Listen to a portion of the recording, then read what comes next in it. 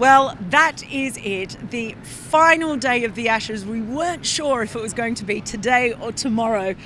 It did finish on day 4, Mike Hussey. Did you think that perhaps Australia might have been able to get there? Matthew Wade put on an incredible century there to keep it exciting, certainly. Well, with about an hour's play to go, I thought, it's definitely going into tomorrow, and it just happened so quickly. The last 4 wickets fell within a matter of minutes, but hats off to Matthew Wade. I thought he played a magnificent innings. Coming in under enormous pressure, his place, there's been a lot of talk about it, going back to Australia, will he still be in the Test team? He just looked so assured. He timed the ball beautifully, he looked positive. He got into a few fights out there as well, which, we've become accustomed to with Matthew Wade as well. But it was a fantastic innings. Not quite enough for Australia to take it into tomorrow or win the match, but nonetheless, he'll take a lot of positives out of that. I think England deserved to win this Test match. They played the better cricket over the course of the 4 days. They bowled better, they caught better. Australia looked just a little bit off from where they were in the rest of the series anyway. And England deserved to tie it up, but Australia will be happy that they've retained the Ashes. It sort of had a bit of a weird feel to it, the sort of denouement here, the presentation. Justin Langer, I don't know if you saw him up there, he actually didn't look very impressed. And I suppose Australia had talked about this being their grand final and really wanting to be definitive.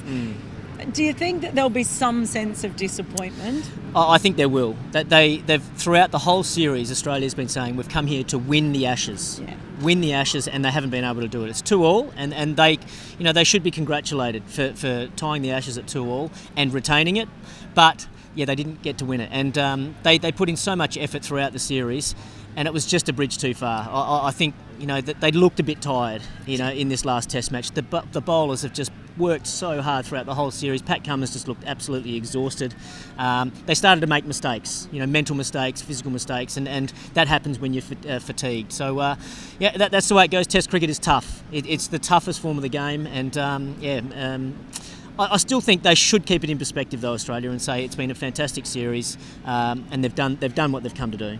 As it was drawing to a close, certainly this afternoon we've seen some terrific contests between bat and ball, but the 8-over spell that Jofra Archer bowled to Matthew Wade, how does that stand up in the context of what we've seen this series? Well, it was brilliant to watch, wasn't it? I think Archer has been sensational for Test cricket. It's great to see him in there. He's brought a breath of fresh air, and what a contest it was. You've got to remember that Matthew Wade and Jofra Archer know each other well. They've played together at the Hobart Hurricanes in the Big Bash. But once you get out in the middle there, in a Test match arena, it's Australia versus England, emotions are going to run high. Matthew Wade's a combative character as it is, so he's not going to back away from any contest. Jofra Archer, he's got the weapons to hurt anyone, and it was just great to see two fantastic sports people going head-to-head, wanting to win that battle for their country, and I think they both won. Jofra Archer was man of the match with his 6 wickets in the first innings. Matthew Wade scored a magnificent century, really. I thought, I loved watching it, and certainly the crowd really got involved as well. Now, we did start out, we saw another contest that's been interesting to watch in perhaps a different way, Stuart Broad and David Warner, 7 times. I think that may be technically at least a series bunny. I'm not sure if that's enough, but to get him out that many times, what does David Warner do now? Well, it's incredible, first of all, that Stuart Broad has been able to just get him out time and time again throughout the series. I think, with your question, what does David Warner do now? He is very happy to get out of here and probably start afresh in Australia. Look, he is a world-class player, and I expect him to bounce back, and to bounce back really hard. I expect him to score lots of runs in the Australian summer coming up. But sometimes you just find a bowler that just gets your measure, and you can't seem to escape from it. It is amazing that someone of his class wasn't able to work his way out of it, but once he gets you a couple of times early, the doubts start filling up in your mind, and you start trying a bit too hard, or you start changing your technique and your tactics, and it just seems to go from bad to worse. So, I think David Warner will be really disappointed with his series. This game, it's a humbling game. It can really bring you back down to earth, and it'll be an opportunity for David to go away, have a think about his game, reassess his goals and where he wants to go, and I'm sure he'll come back stronger. There are lots of questions, I think, about both sides about where they go from here, but 2 players have really stood out as well. We talked about Archer. Australia's bowling has been brilliant, but the 2 players, Ben Stokes and Steve Smith, have probably played the most defining roles, would you say, in this series? 2 unbelievable players, really. Again, I just think cricket fans just would love watching. What I found amazing is that Steve Smith started the series to boos every time he came onto the field, every time he left the field. By the time he finished this series, after making a mountain of runs, it was a standing ovation. And it was a standing ovation after he made 23, which you don't see that very often, but it was the appreciation, wasn't it? And I respect the English crowd for that. They understand that this guy is a great player. And he has come back from so much adversity to put in a performance like that, to basically single-handedly drag this Australian team to retain the Ashes, in my book anyway, certainly from a batting point of view. Yes, there's been some other contributors, but Steve Smith's been the difference between the two teams. And then you talk about Ben Stokes. Well, I heard Jeffrey Boycott say that's the best innings he's ever seen, ever. And this is a guy that's seen probably as much cricket as anyone alive at the moment, and followed the history of the game. It was a phenomenal innings that he played there at Leeds. He kept England in the Ashes from nowhere, really.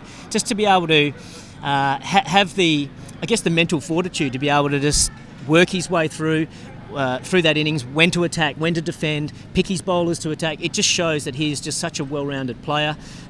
Plus, to put in his bowling side of the thing as well, he's the complete all-rounder. He can probably be in your top 4 bowlers, but also bat in your top 6 batsmen as well. So those players are like gold, and he's shown again how good he is.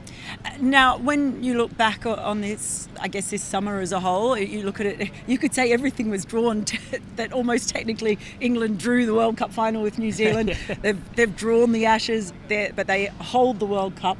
Australia, they hold the Ashes. So England first, how do you think they will look on this summer as a whole? Well, I think England should be delighted with their summer, winning the World Cup for the first time. That's a massive achievement for this country. And a tied Ashes series. Yes, they didn't win the Ashes, but I still think they can be really proud. They've unearthed some really good players. Obviously, we've spoken about Jofra Archer. I think Rory Burns is certainly a positive as well. I think Joe Root is going to really learn a lot about his leadership as well. He come under a little bit of criticism and question whether he's the right man to take the job. I think the experience that he's gained in this series alone will really help him in the future as well. You throw in Ben Stokes. There's a nucleus of a very, very good team there moving forward. So I think England, tick for them, but certainly for Australia, I think a tick as well. They've came here, they've retained the Ashes, semi-final of the World Cup, retention of the Ashes. I think they'll be pretty happy. Yeah, it's been an incredible summer. You've been a big part of it for us all the way back in the World Cup. Seems like so long ago in the studio as part of our coverage for that. And then here, of course, for the Ashes. It's been an amazing summer. We're exhausted, but we are so very grateful to you all for following it with us here on ESPN Cricket Info.